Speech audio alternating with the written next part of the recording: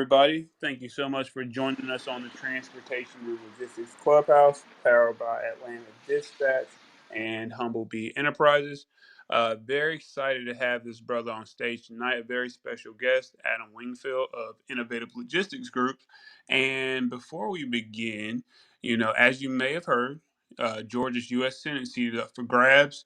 We have Herschel Walker and Reverend Raphael Warnock that are in a runoff election. Okay, and that election date is actually December 6th.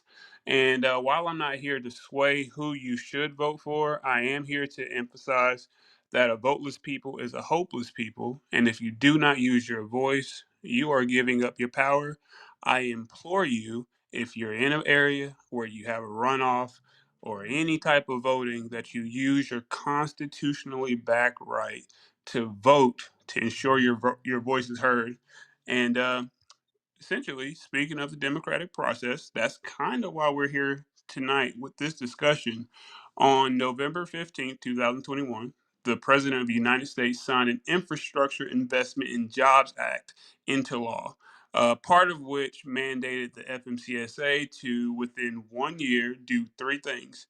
Number one, clarify the definitions of the terms broker and bona fide agent.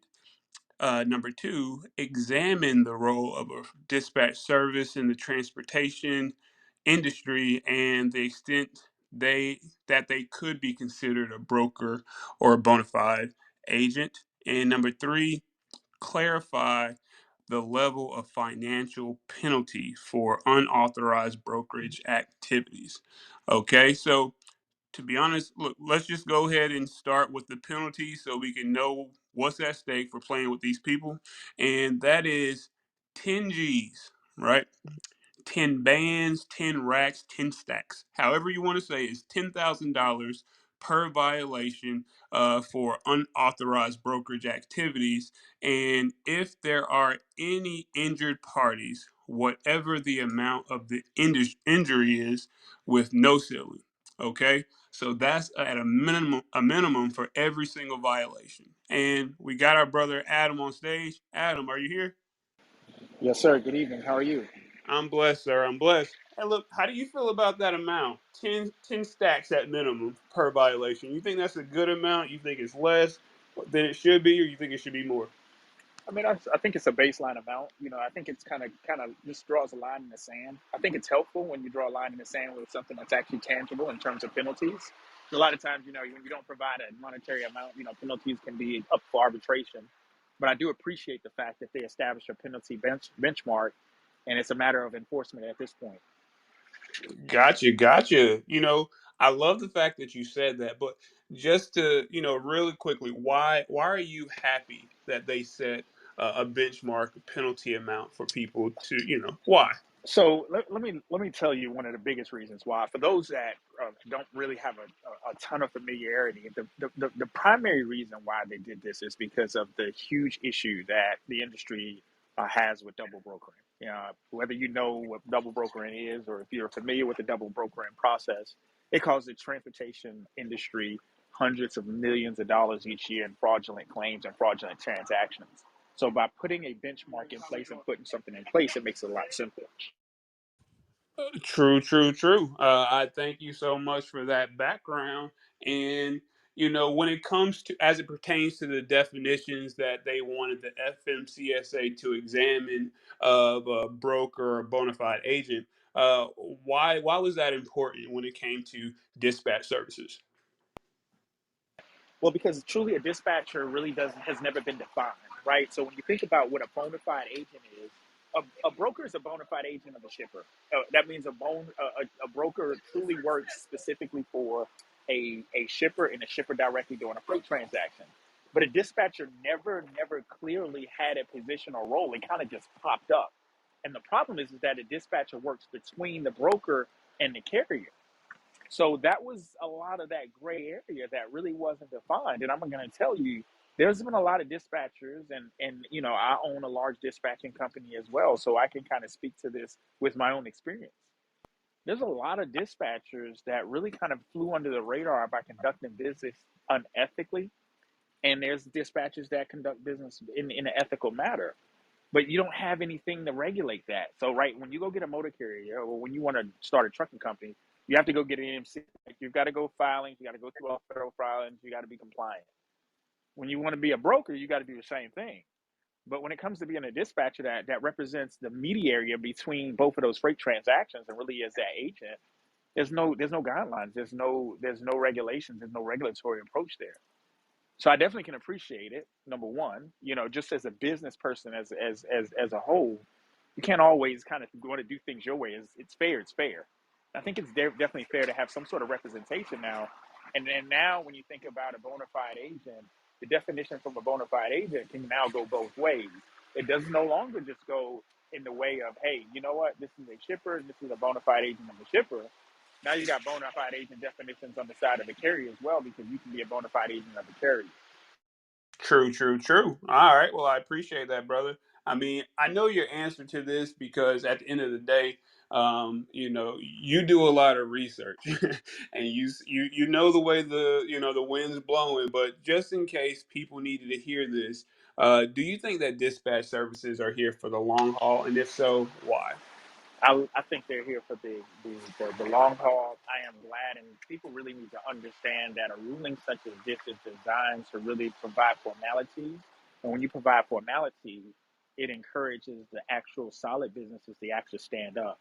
I think that from this perspective, and see, here's the thing, our dispatching company years ago, when the term dispatcher wasn't used, the problem is dispatch by definition is confusing, right? When you think about it, when you and I, Jory, when we talk about it, we know exactly what we mean by dispatcher. Mm-hmm.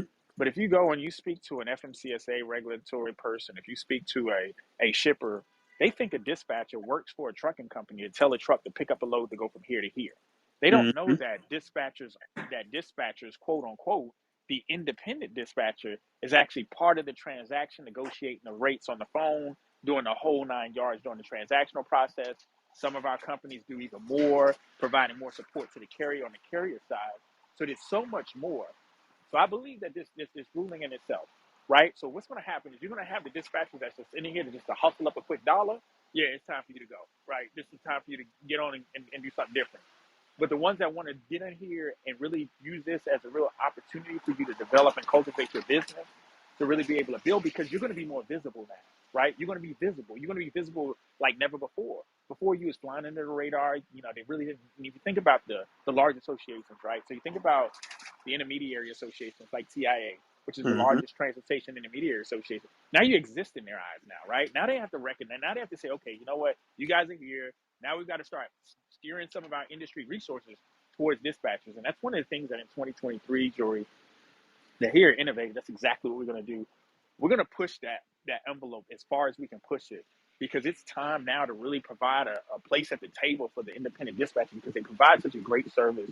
The ones that do a good job, they provide such a great service, right? They help a lot of folks that may not have the acumen or may not have the industry awareness to get their company started and moving in the right direction. So I'm a big proponent, and I'm a big, obviously, I'm a big fan of free enterprise, and I'm a big fan of dispatchers. You're going to have some people that don't want to use dispatchers, and that's fine. That's cool, no problem. You got some people that choose to do it. That's cool too. But at the end of the day, I really believe that with this type of ruling, what this does, it positions people to be even more visible, and it positions people with more exposure, so that way they can actually do better business in the long run. So I think we're here to stay. Yes, sir. The FMCSA definitely agrees with what you just said. In my opinion, they gave a very favorable ruling, and establishes some legitimacy and definitely recognizes the necessity of a dispatch service. And while currently today, these are unenforceable regulations right now. The FMCSA did release 9 guidelines that say that if a dispatch service are adhering to these things, they don't need a brokerage authority. Additionally, they released 6 other factors that said, well, if you're partaking in this stuff, you do need those. So I'm gonna read through the 9 really quickly, just so that we can have a baseline of what we're talking about. The FMCSA vouch for. So Number one, the dispatch service has a written legal contractual relationship with the motor carrier that clearly reflects the motor carrier is appointing the dispatch service as a licensed agent for the motor carrier. This is often a long-term contractual relationship. So that's very simple. That's the dispatch carrier agreement. That's the portion of us getting onboarded at the very beginning of the relationship, or at least that's how it should be. Um, we have number two. The written legal contract specifies the insurance and liability responsibilities of the dispatch service and motor carrier. The dispatch service must meet all state licensing requirements.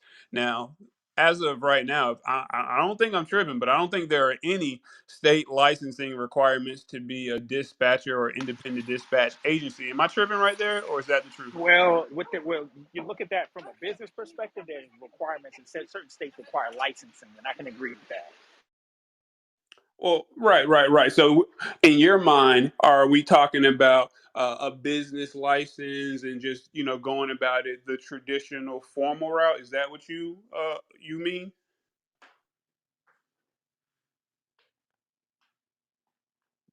My bad. I think we lost you for a second, brother Adam. I'm sorry, I was talking on mute. I'm sorry.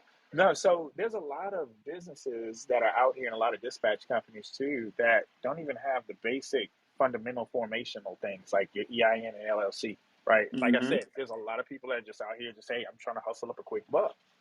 But when you talk about state licensing and things like that, when you assign that LLC to it, that provides you legitimacy as a business in that particular state. So those are one of the things that I can agree with, and they're not necessarily talking about now. Now remember, these are the first rollout of the guidelines, right? So these are the guidelines that just rolled out. They still have 60 days to provide more further commentary from the public, and then have a revisit of these same guidelines to provide more clarity into what they're discussing. So what Right. we're talking about now are really kind of foundational pieces that help steer people in the right direction. But there will certainly be some revisions. There will be certainly some more clarity as we move forward. But I can see what they're saying, like, hey, you need to, it provides you with that legal, overarching legal authority to say you have to have an established business before you can consider yourself a dispatch company. True, true, true, true. Now, I definitely agree with that at the end of the day, especially if you're in this for the long haul. You definitely want to build a very, very sturdy, strong foundation so that you can scale off of. So, yeah, so definitely there. Cool. All right, so number three, we have the dispatch service goes through a broker to arrange for the transportation of shipments for the motor carrier. The dispatch service may not seek or solicit shippers or freight. I definitely want to talk about that later. Number four, the dispatch service does not provide billing nor accept compensation from the broker, 3PL company, or factoring company, but instead receives compensation from the motor carrier based on a predetermined written legal contractual agreement. I want to talk about that one more too because although I'm reading what they say if a dispatcher is doing and adhering to, and they don't need a broker's license. The flip side, the things that they say you do need a broker's authority to do, is kind of touching on some of these same things. So I'm just going to hit it on that side. And I Um, definitely want to talk about that as well because I want to make something clear on that too, Jory. And okay. I definitely want to give a little bit of advice on that. Okay, perfect, perfect, perfect. Number five, the dispatch service is not an intermediary or involved in the financial transaction between broker or motor carrier. That's kind of the same situation. They don't want the broker, they don't want the dispatcher to handle the money. I mean, it's all these are all interlinked. I feel like. Number six, the dispatch service is an IRS 1099 recipient from the motor carrier or a W 2 employee of the motor carrier as specified in a written legal contract. And that's not saying anything more than, you have an agreement that you're either an independent contractor or you're working as an employee. Um, Number seven, the dispatch service discloses that they are a dispatch service operating under the authority of a specific motor carrier, and the shipment is arranged for that motor carrier only. Now, quick, to me, you might have a different opinion, but I feel like in the grand scheme, that's the trickiest part in the dispatch world is, communicating that to somebody who's unfamiliar with dispatch services. How do you feel about that? So I totally agree. Number one, as far as the communication piece. On the flip side, and as I speak on both sides of my neck, because obviously being exposed to the industry as I am, a lot of times brokers are really concerned with the lack of transparency. All right, so let me give you an example. So let's just say I'm dispatching for Jory's Trucking Company, right? if if I call a broker and say, "Hey, this is Adam. I'm calling as a representative for George's Trucking Company. I'm an independent dispatcher." Obviously, that conversation is a lot different than I'm calling on the load and they ask me how I'm calling. Oh, I'm 1, 2, 3, 4. Are you George's Trucking Company? Yeah, I'm George's Trucking Company. But Hmm. the problem behind that is that you find a lot of brokers, and as I spoke with some members of TIA, their concern is the lack of transparency from the beginning. But then my concern, to your point, was the lack of understanding and the complexities of what actually a dispatcher is. But Mm. here's the thing though. Because of this, and again, this is why I think this ruling is, or let me say guidelines, because I haven't moved it to a ruling yet. Right, That's the right. reason why I think these guidelines are very, very important, because now I can see on Monday morning after the guidelines rolled out, coming from a company memo that, hey, these are the guidelines that list out. And hey, by the way, these are dispatch companies and you're probably going to start receiving phone calls from them. Oh, no, no, no. Oh, I already got those phone. I already know who those dispatchers are. And then you'll have something to say, oh, I don't even know what a dispatch company is. But I believe number one, it helps bring the awareness of exactly what, the independent dispatcher does. But I think more importantly, the biggest concern for a lot of 3PLs, a lot of your brokers, is that there is no transactional transparency. It's like, hey, I got this person on the phone, they're calling from Jory's Trucking Company, they want to move this load. But I think that at the end of the day, there's going to be a need to change scripts just based on these guidelines. You're going to have to be transparent. That I would imagine that would be probably the next thing that would be forthcoming, is that the transparency in the conversation. But I do appreciate that, and I do think that there is going to be some muddled waters in that, and I just would be curious to see if that's going to be on the second rollout of guidelines. True, true. And as difficult as it might be, you got to be transparent up front. Dispatchers who are listening in, people who are aspiring to be dispatchers, get used to those tough conversations and how to navigate that. Because being transparent on the front end makes everything else so much easier, so much more seamless, and you don't have to Mhm. try to put on, or you're not going to get caught up in some story that you've been, some facade. So just make sure that you're being transparent, and it's always going to be better for you. Number 8, the dispatch service does not subsequently assign or arrange for the load to be carried or moved by another motor carrier. So no rebrokering, or the first half of double brokering, like we just heard, was a very huge issue in the industry. And lastly, a dispatch service does not provide their services for a motor carrier unless the motor carrier specifically appointed the dispatch service as their agent in accordance with the aforementioned requirements. So, a mutual agreement that I'm the dispatcher and this is my motor carrier, and we are, working together. Okay, okay, okay.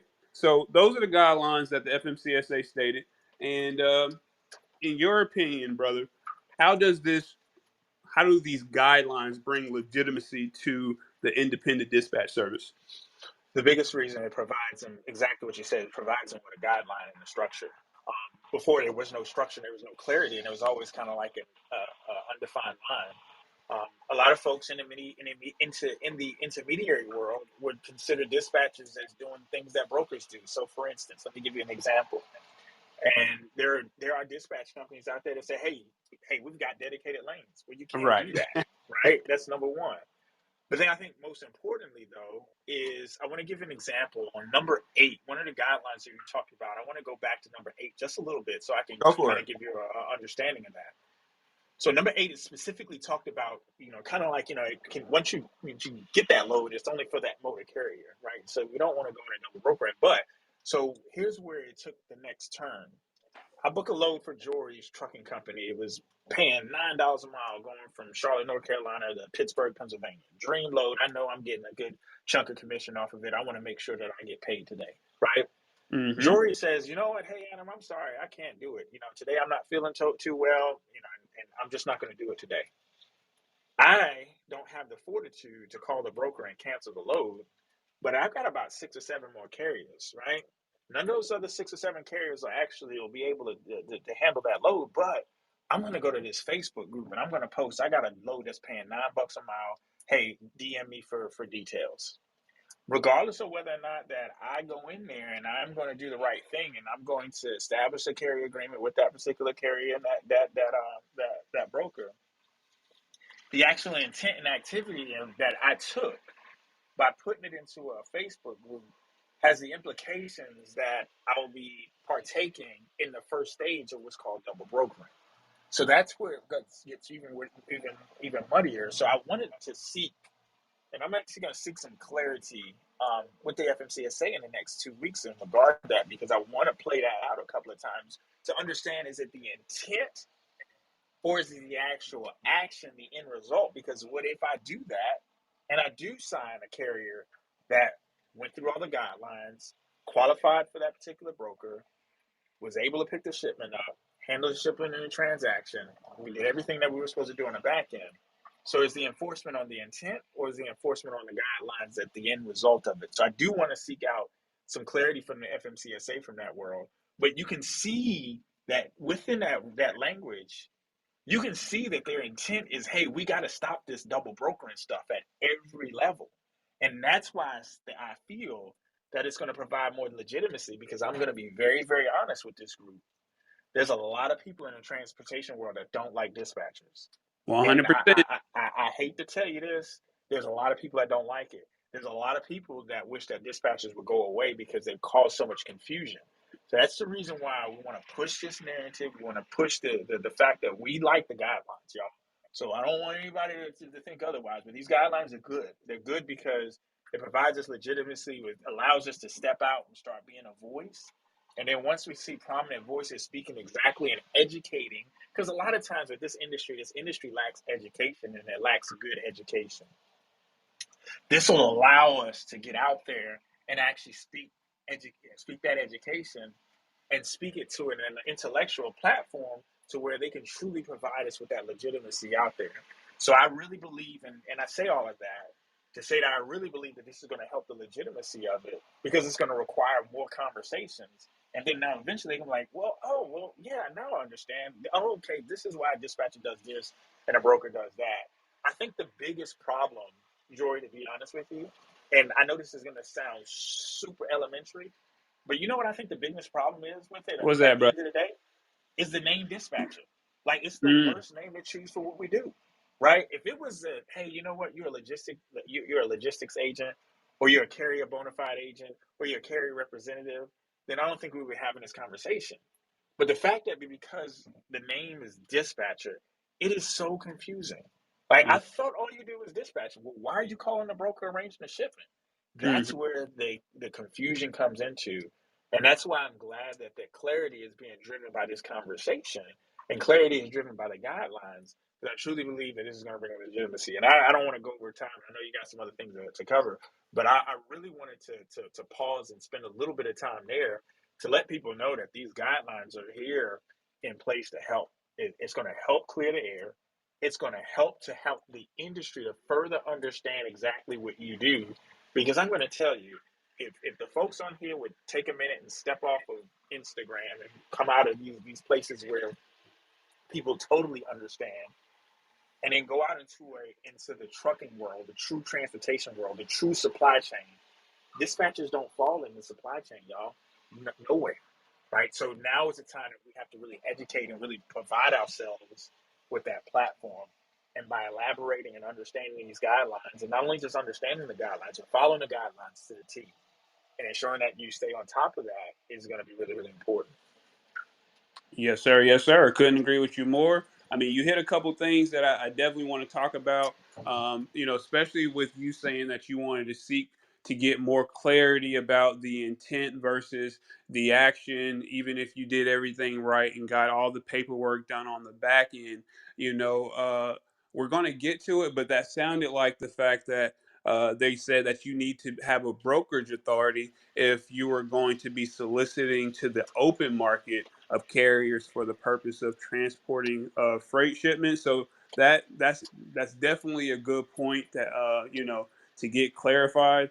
And I agree that I've met my fair share of brokers who are not filling dispatch services. Maybe they've been burned or whatever. But I recently even had a broker say to me when I had already done one load with this guy.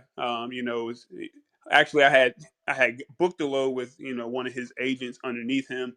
But when it came down to it, on the second go, I felt like we needed some more money. You know what I mean? So I went through the process of negotiating a higher rate. And what he said to me was, "You sound like a freight broker." And he was just like, "Are you a carrier or a dispatch service?" And once I answered, he was like, "Well, we don't book loads with dispatch services because y'all are messing up the industry." And it just made me, it's just like, I feel like this generation's freight broker just forgets, or maybe they didn't know that at one point they were the redheaded stepchildren of the industry. And it took regulation and just buy-in from the entire community for them to actually become the fixtures that they are right now in the whole freight transportation process.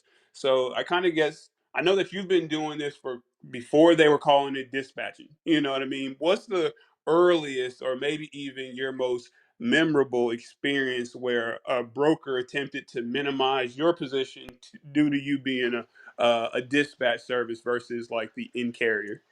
I mean, when it first happened, I would say going back about 6 7 years ago, and that's again, when we started our dispatch operations, our service operations, it was we called it load planning. So we had a load planning service. That's exactly what we called it. And our load planning services is that exactly what we did. We were the intermediary. We went, we provided guidance from beginning to end, but we didn't do any negotiations. So what we were doing is we were just doing the back end stuff, kind of the paperwork, the back office stuff, and then looking for the backhauls because back then backhauls were anyway. But we were the ones that were working the backhaul because we were doing a load planning. And I just remember that was kind of like our thing.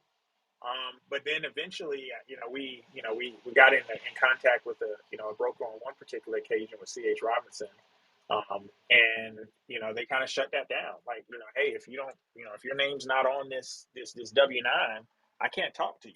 I was like, well, we work for the company. No, we need to talk to the person that's on the W-9. So that was kind of the biggest kickback for me. And then from a perspective of just kind of building and develop the business, and I was like, man, if this is the roadblock that we're going to eventually run into, in the future, this whole load planning thing might not work out. Um, but as time went on, and people got more and more comfortable with what was going on, then it kind of shifted to where it is now. Even undefined, But here's the thing, as an agent for a carrier, as a representative for a carrier, you're providing a service to that carrier that carrier has hired you to perform. And as long as you and that carrier have an agreement to perform those services, you're technically legitimate from that perspective. But I think to the earlier point that you were making, Jory, and kind of as I was elaborating on, it's just going to take time for people to really, really understand exactly what dispatchers do, because even from a legal perspective, so I'm pretty close to two different transportation attorneys with two different schools of thought. And both of them, even though they come with two different schools of thought, neither one of them are big fans of dispatchers. And it's just because of the amount of litigation that's been that transpired, how difficult and how under the radar that they fly. I think that because of what's going on, this is certainly going to be one of those things. As I speak again, it's only going to help the situation. It's not going to hurt. Um, I do think that eventually, as time goes on, I think as people become more and more transparent in what they do, you're going to have brokers that just choose not to do business with dispatch services, and that's quite fine. And at least at least because they'll be upfront with you. It's just like the same brokers that won't do business with a carrier that doesn't have an MC that's over 6 months old. It's going to be the Right. same thing. So what do? You just go to another one. That's it. Right. So I believe that we're still going to have that, right? There's not going to be 100% buy-in, and I don't expect 100% buy-in. But I do, especially from the people that are on this call, because I'm watching you, I do expect your 100% buy-in in terms of compliance and doing the things the right way, because the rest of the dispatch industry is counting on you to do it the right way and not ruin the relationships from the start that could potentially impact everybody else. So I just wanted to make that part clear. Thank you, thank you. I mean, let's have a moment of silence for that to resonate, because I agree. You definitely want to be operating, the correct way, so that you are not messing up, that opportunity for somebody else. You don't want to be that person, or that business. So thank you for mentioning that. Um, when it comes to the bona fide agent conversation, the biggest thing that I heard before the guidelines came out, so this had to be probably 7, 8, maybe even 10 months ago, they were saying, well, a bona fide agent works on behalf of one motor carrier. And, even in the rule or in the guidelines, they said that one of the biggest reasons as to why they felt like it should only be one motor carrier is because of the fact that the dispatch service now has discretion on who to actually allocate the freight traffic to, like between multiple carriers. And to me, I'll speak freely in this moment. I don't necessarily think that's something bad, because if I know that I have a great opportunity with a broker that I've been working with for a very long time, I think that I'm going to make sure, even if I have multiple carriers out of that same exact location, that I give it to the carrier that does the best job. You know what I mean? So, do you feel like there's anything wrong with, having a dispatch service being able to decide between multiple motor carriers who to give the good opportunities versus who they're going to give the average opportunities? So there's a couple of things. So number one, the FMCSA disagrees with that because they state that representing more than one carrier doesn't necessarily mean one is a broker rather than a bona fide agent. Hmm. So in other words, a bona fide agent doesn't necessarily represent only one carrier. So the FMCSA already foundational disagrees with the fact that it's a one-to-one relationship, right? Because Hmm. it's just not. Because a broker represents more than one shipper. A broker represents more than one customer. So there's in a free enterprise and a free society, there has to be some sort of level of transparency in that transaction where we're here. First, when I'm going to book a load, and I'm booking a load for a carrier, when I'm having a conversation with a broker, it's going to be for the carrier that I intend for. I'm not booking the load first and then say, okay, let me find out eeny, meeny, miny, mo. No, that's not how that works. So because the conversation that I start off with is with the intent to connect this carrier with this particular broker, I'm safe. Now, if you look at the guidelines, what you can't do is you can't just pull some random MC and say, hey, let me book a load for this guy. And then say, okay, let me find out who's going to be the best person that I can assign this particular load to. Now you're in the world of having the need to be a broker at that point. True, But true. there's really clear when you come into and I know everybody has probably been trained differently. Everybody handles it differently. I'm sure everybody has their own spin of things. But when it comes down to the actual transaction itself, it's that you can't put the cart before the horse. It's the carrier that you intend to book the load with first, then the transaction takes place, and then you kind of move from there. But it's not freight first, and that's the reason why the guideline in one of the guidelines it specifically states that you're doing it for the intent to assign to a carrier, to a specific motor carrier. Okay, okay. Well, look, let me go into that just a little bit, just one level deeper, right? And it's because I have an operation, or when I was doing box truck opportunities, I built a carrier base around where I knew I had a whole bunch of freight.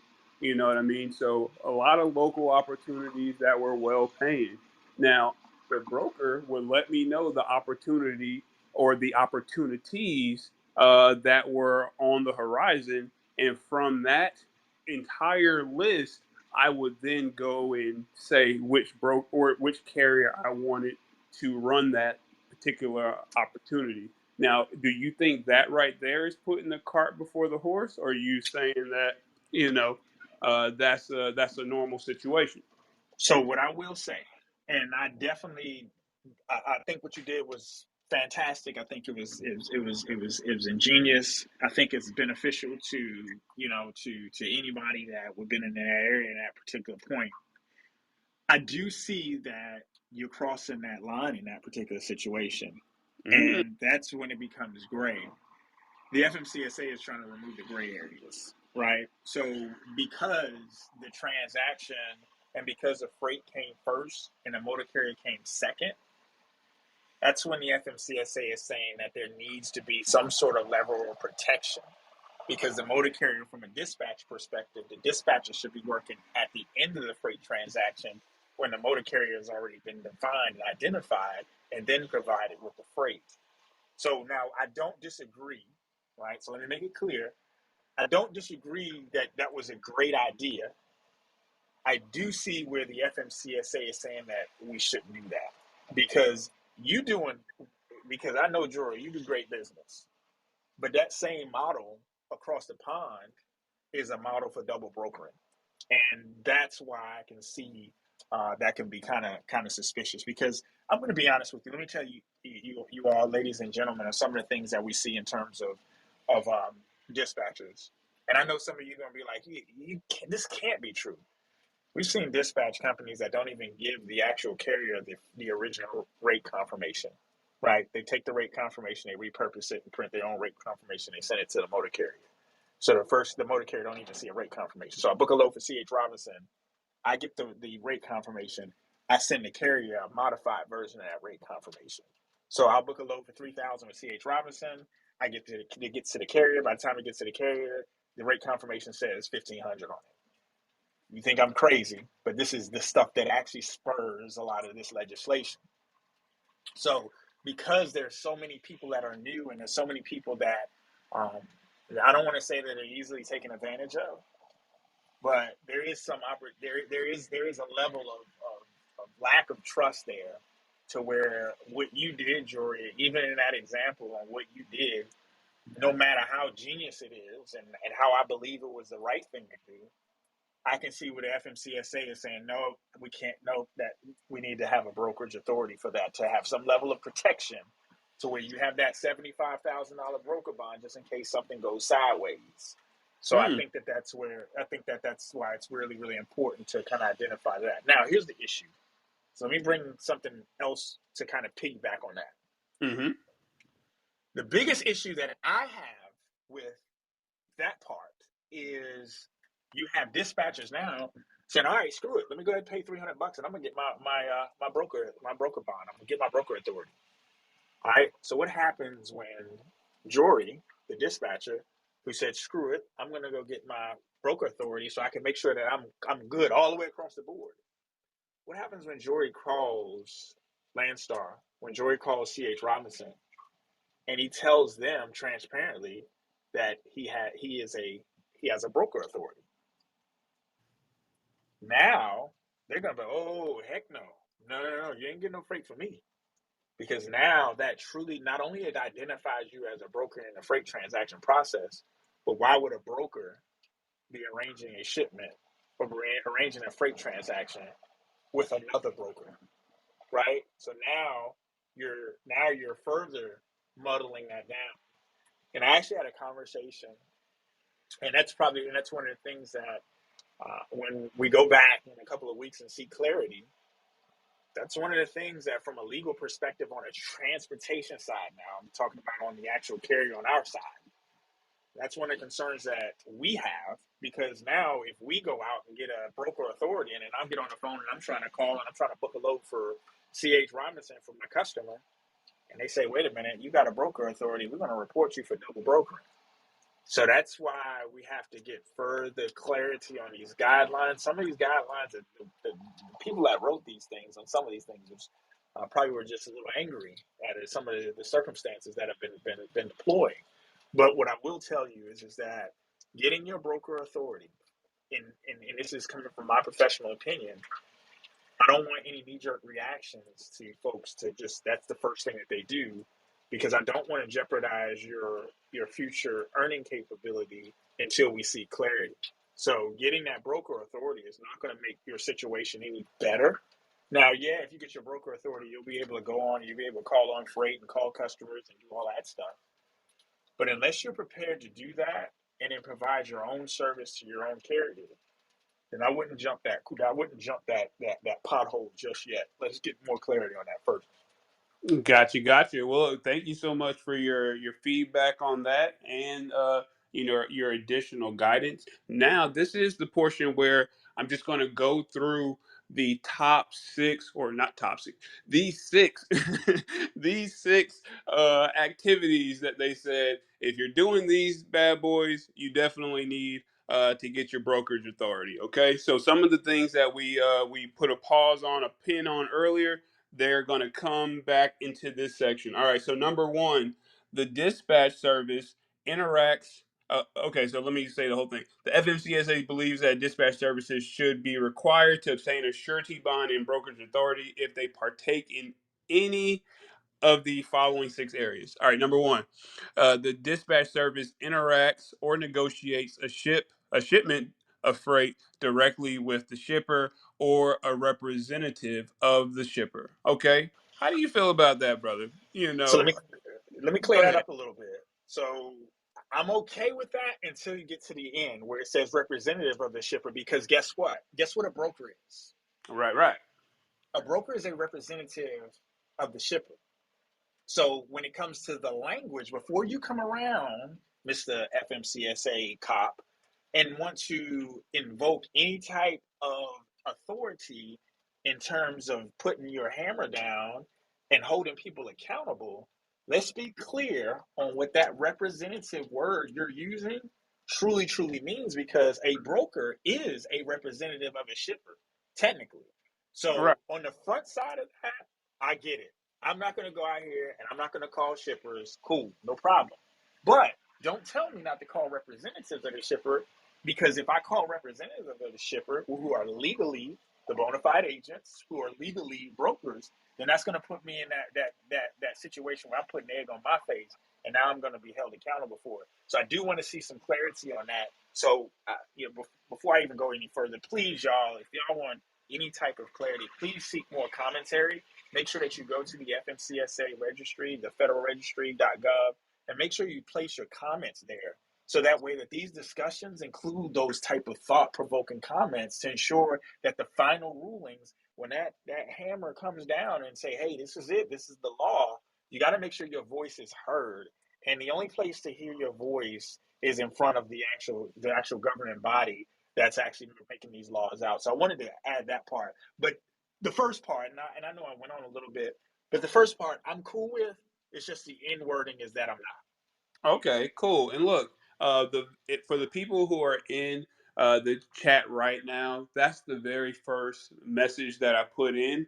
So if you wanted to go directly to leave a comment on this particular subject matter, you can take that link that I put, and it'll take you right there. But and when I post this on the podcast, I'll also put that link.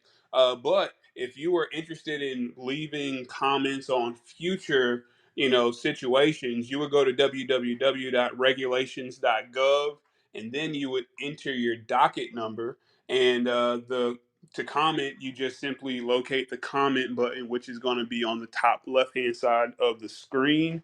So it's very simple, and I'm not even going to act like I've been doing this for a decade, but I do see the value of letting your voice be heard now. So yeah, definitely participate early. And Adam, you said it's the way that it ended. The crazy thing is, I kind of want to know, what is shipper defined as? Is that anybody that has a MC that's not that doesn't have a broker authority? Because what about a freight forwarder or a steamship steamship line that does container work? Are those people who are considered shippers even though they got their own authority? You know what I mean? Like, They, I want to see those, more on that. yeah, I agree. And see, here's the thing: is that there's truly no really definition of a quote unquote shipper because, like you said, a shipper could be in our eyes as a steam line, but the true shipper is at the beginning point of the actual freight transaction when it's actually produced and put on the first method of transportation, which is the steam line. And the steam line becomes the 3PL or the 4PL of the transaction that is going to end up finishing that supply chain at the final mile, which will probably come by tractor trailer. But that shipper is going to go way back at the beginning cycle of that supply chain from a just educational perspective. That's exactly where that lies into. But you're right. There's definitely clarity that's needed there. Right, right. Well, thank you for that additional education. And number two, we have a dispatch service accepts or takes compensation for a load from the broker or factoring company or is involved in any part of the monetary transaction between any of those entities. Now, while, this is straightforward, I do feel like, I read it differently at first. I know that the opinion of those factoring companies that say, "Hey, dispatchers, man, you don't even have to worry about it. We can get this agreement, and I'll pay you the monies directly." And so as soon as that carrier gets their money, you're also getting it. You don't have to worry about invoicing them after the fact. All right, so I read it differently at first. Because imagine this: you have a broker who's kind of probably newer or maybe a smaller broker, and uh, they can't pay the money up front, so they actually get into a relationship, a business relationship with a factoring company, right? And the factoring company then purchases their invoices and provides payment to their carriers, fast or whatever. So I read it maybe as that that transaction taking place and the dispatch service receiving all of the monies directly and then paying out the carrier. Is that how you read it, or did you read it just the straightforward, like you can't have the relationship where the factoring company gives the dispatch their percentage at the same time? So I saw it on both sides, honestly, Jordan. And the one side from the factoring company, and part of it, and here I get it, right? A lot of dispatchers, or they use factoring companies because it makes their account receivables a lot easier, it makes them more predictable. You're taking a risk as a dispatcher. Let's call it spade a spade, right? Mm, Jory says, "Hey, I want to sign up with you. I've got 6 dry vans," and then as a dispatcher, you jump in for joy because be like, "Heck yeah, I'm about to make a lot of money with this guy." But you're not running any credit checks. You're not doing anything like that. You're just hoping that he's going to pay you on time. You're going to grab a credit card. You're going to try to put it on file. You're going to send the invoices, however your billing process looks. But with a factoring company, by the way, came in and say, "Wait a minute, I'll tell you what, this is what we're going to do. How about let us collect the money for you and you can do the dispatching?"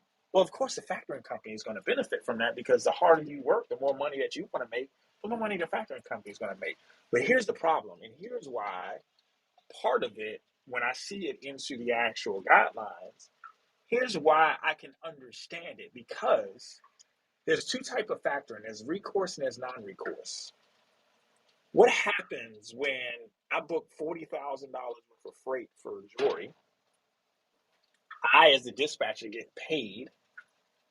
Then that actual carrier gets hit with recourse into their reserve account because the broker that I did business with decided that they weren't going to do the right thing with their money down the road. So now the factoring company is like, "Oh my God, I'm going to pay out $4,000 worth of this guy's money." So there's some stickiness behind that because you do have recourse deals that are out there that you had dispatchers that were getting paid the percentages off of recourse deals. I do think that what it's going to boil down to is going to get your stuff in order, set your business up, right? Because you provide the service, you need to invoice for your services. You provide a service, you need to get paid directly for your services, and you ain't got no business to be getting paid from anything in regards to the freight transaction because you technically stand on the outside of the freight transaction. Your name is not on the actual shipper and carrier agreement. Your name is not on any shipper document. Your name does not go on the bill of lading. So there is no legal tie there to the freight transaction. So you got to stay in your lane. So I can appreciate the fact that they're saying, hey, you know what? We're going to step in here and say, no, you can't take no money from the factoring companies. You need to stay in your lane and you need to do your own billing. And I'm okay with that. And I understand that because I understand the implications behind that. Now, that's just my opinion, right? My opinion is not the end all be all in transportation. But I do agree with it.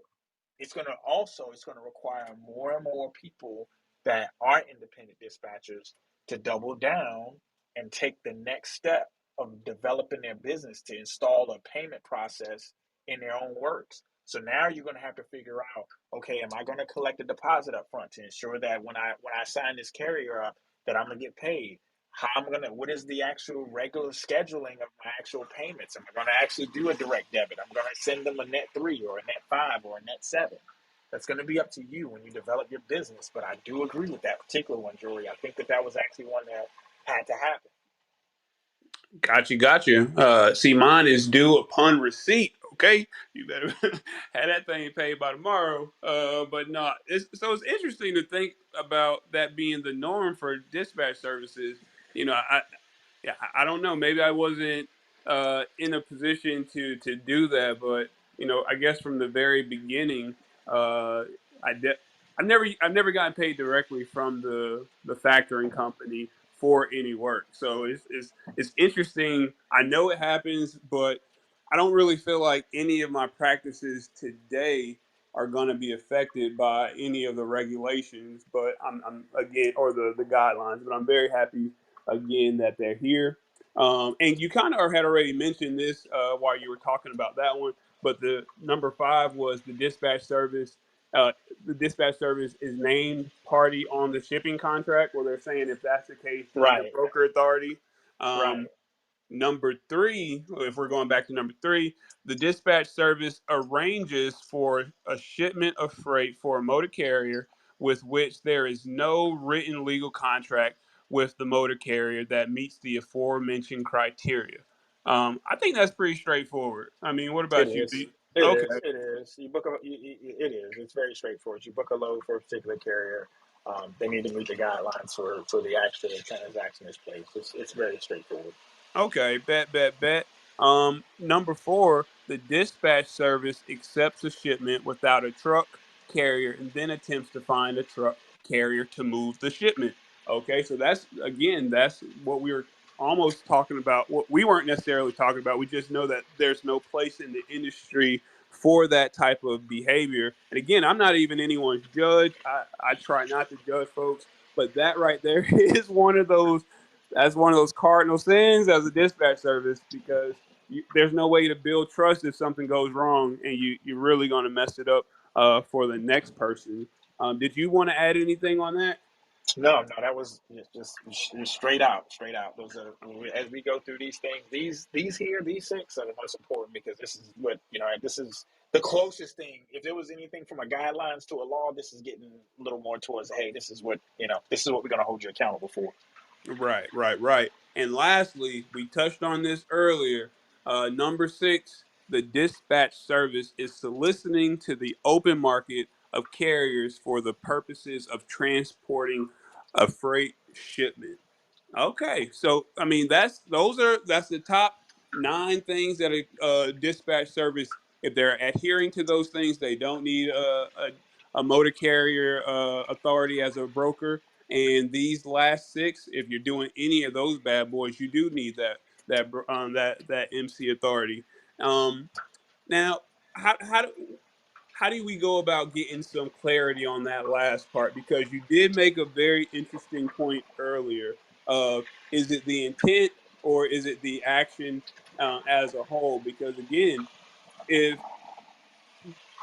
if it's a matter of you have access to a freight source, right, and you know that it's a good load, whether you haven't booked it already, but you just know that a broker that you use all the time or you work with all the time is needing to get something booked, and you happen to have a voice to get carriers to do that load. Is it the intent or is it, yeah. So I think that's a good point. I'm excited to get some follow up on that.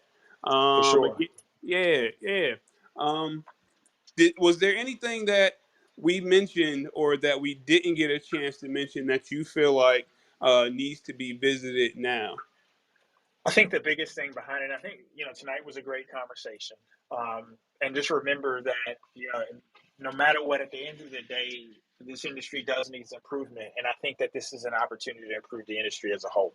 Um, I think education wise needs to be um, elevated, for lack of a better word. There are a lot of different ways to get information and going about becoming an independent dispatcher. But I'm glad that there's a foundation now. I'm glad that that foundation will provide us with the legitimacy, at least getting us in the door. Because when I traveled to TIA in San Diego last year, and I'll be in TIA again in Orlando this year, just being a voice, because the industry doesn't take dispatchers seriously because of the boom, how quickly, the low barrier entry, the fact that you don't have any licensing or certifications, and you can just go right to it and be responsible for millions of dollars in freight transactions, literally.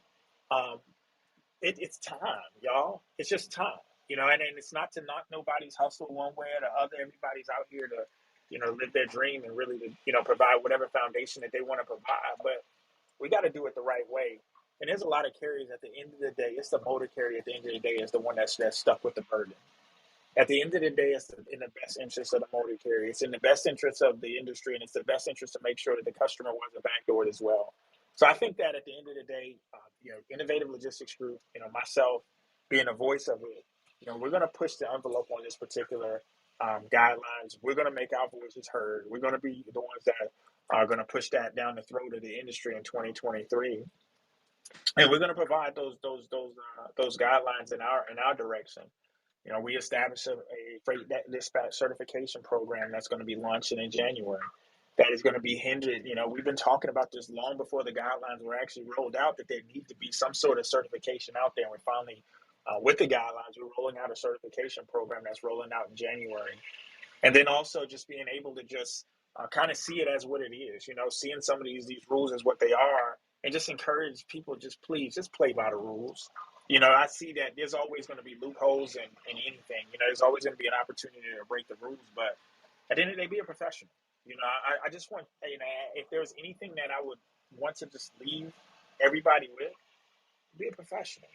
Remember that name, whatever name that you chose for your dispatch service, that's your legacy potentially. I did very well, do very well with with the dispatch arm of my business, and not going to go into numbers, but very, very well. And I want people to understand that they can do the same thing, but you have to raise the bar. You have to separate yourself, and one of the ways you're separating yourself is by providing yourself with more of a professional service. And I think that with this guidelines, and I shout out to you for really, really bringing this to the forefront.